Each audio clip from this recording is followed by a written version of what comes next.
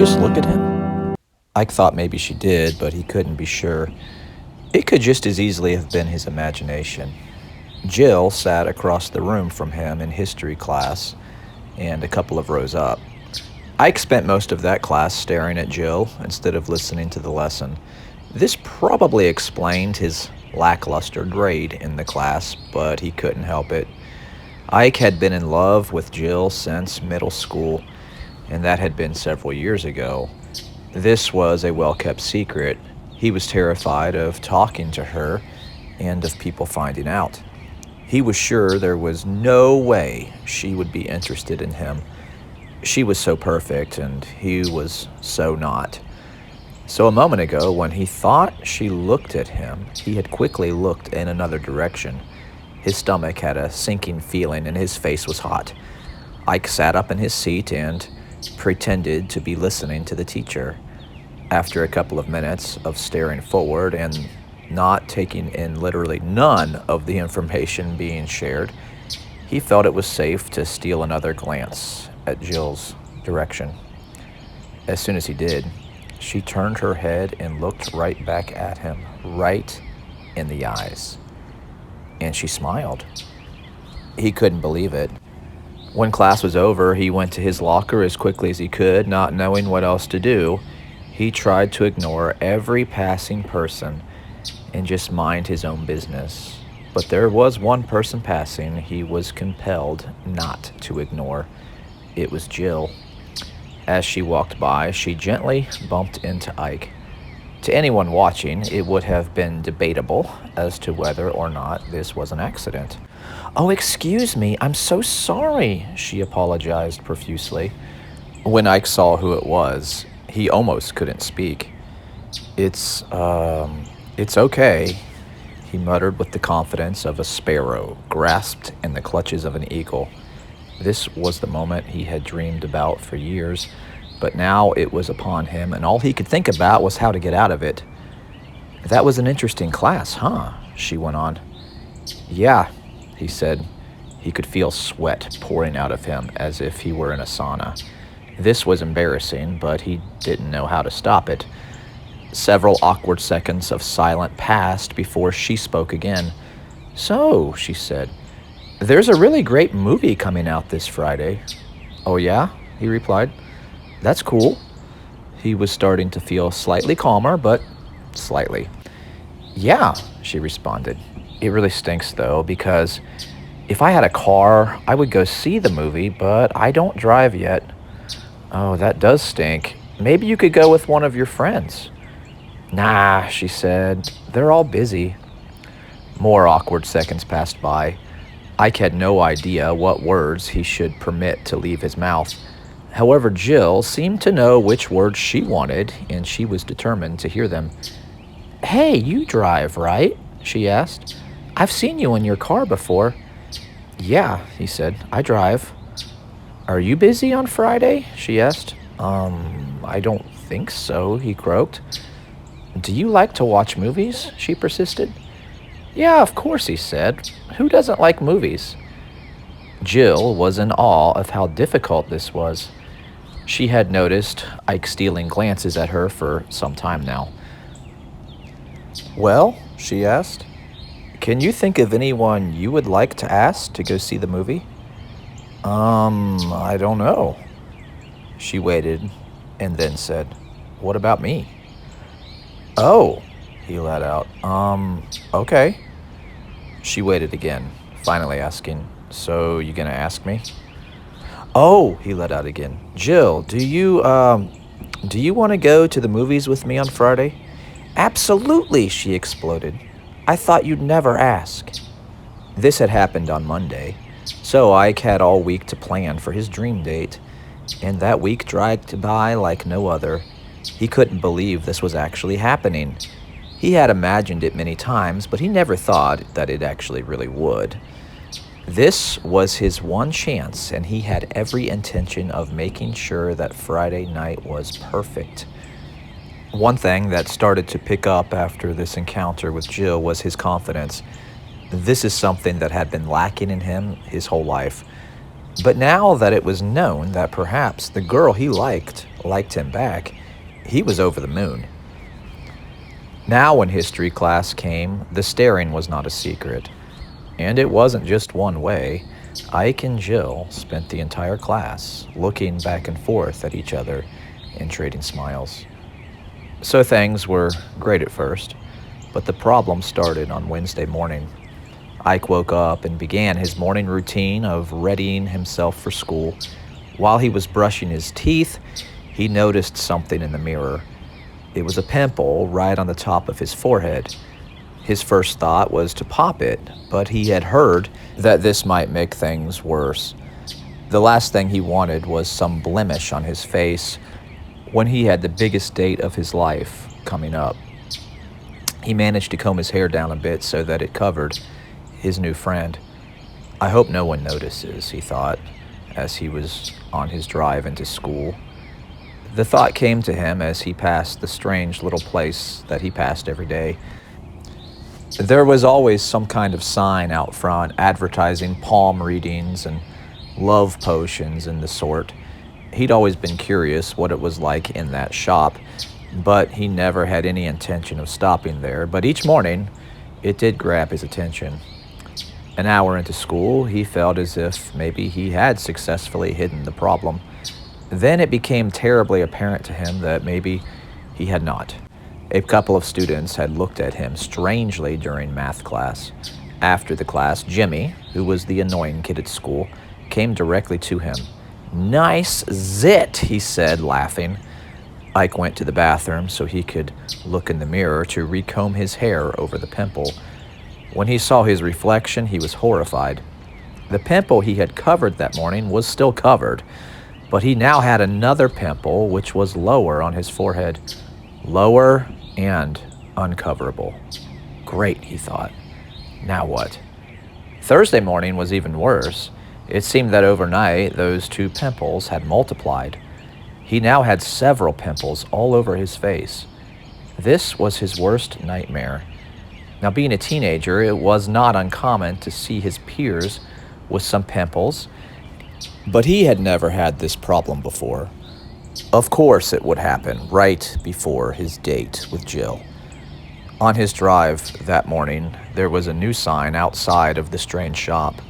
It was different than the others he had seen there before. It was kind of vague. The sign simply read, "Need a remedy? Boy, do I ever," he said as he drove to school. The entire day, he spent worrying about the pimples. Would Jill decide not to like him anymore because of them? I mean, she might be embarrassed to be seen with him. This thought consumed him.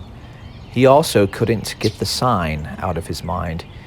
He had never been a believer in all of that stuff, but was it possible there was some small chance that there was a remedy for him in that shop? At this point, he was willing to throw up a Hail Mary and hope for the best. On his way home on Thursday, he pulled into the parking lot of the strange shop. Stepping inside, he had to push away the beads that were hanging from the ceiling in order to enter. The bell over the door rang, announcing his presence. Suddenly feeling stupid, he nearly turned right back around and left, but the lady behind the counter called out, "Welcome, dear. Come in, do come in." Now he thought that it would be rude if he just left, so he went inside. She was an elderly woman who was dressed as you would expect in such a place. She looked like a real live witch. "I've been expecting you," she said. This would have creeped him out if he believed it, but he figured it was the kind of thing such a person would say in a place like this to set the mysterious, creepy mood. "Oh yeah?" he said. "Do you have what I need?" "Of course," she replied. "I always do. But the rules state that you must ask." He decided to play along. "Well," he said, "I have a date with a girl tomorrow, and I would like to get rid of the pimples on my face." She smiled. It was a friendly smile, and yet such a creepy one all at the same time. "Now you've asked," she said, "and as promised, here it is." From under the counter, she brought a small bottle and held it out to him. He took it and started to look for a label, but it had none. "What is this?" he asked. "It's an elixir," she replied, "brewed just for you." "How does it work?" "You drink it, and it will take care of your pimples forever." He laughed. She didn't. "You're serious?" he asked. "Of course. Unless you have a better solution for your problem." He admitted that he had none, and he had come in here looking for a Hail Mary pass. Perhaps this was it. What could it hurt? "How much is it?" he asked. "No charge," she said. "Really? It's free?" "I didn't say it was free," she replied. "Nothing is free, but I'm not charging you for it." "Okay," he said. "Thanks." And he left. That night, he thought about what had happened and how weird it was. He figured he had probably been put on. Some kind of joke this must be. But he had nothing to lose, so before he went to bed that Thursday night, he picked up the bottle, opened it, and drank every last drop. To his surprise, it didn't taste too bad. In the morning, the first thing he did was go to the mirror. The pimples were still there. He figured they would be, but something inside him was just hoping that the elixir would somehow work. Disappointed, he got ready and he drove to school. When he passed the shop, there was surprisingly no sign out front, but the lady he had met the day before was. It was almost like she was waiting for him to drive by. She had that same creepy smile, looking right at him as he passed. The day at school went by excruciatingly slow as the time for the date approached.